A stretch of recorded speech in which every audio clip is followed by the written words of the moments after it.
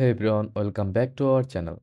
Shopping on StockX. Here's how to add a payment method so you are ready to buy.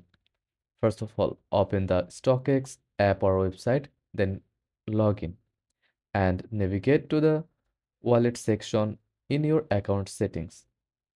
Under buying info, you will see that no payment method is no file. Tap add payment method. Enter your debit or credit card or PayPal details. Make sure all information is accurate. Once entered, tap Save to secure your payment method. Some banks may require verification. Your payment method is now set. You are ready to place bids and purchase items on StockX.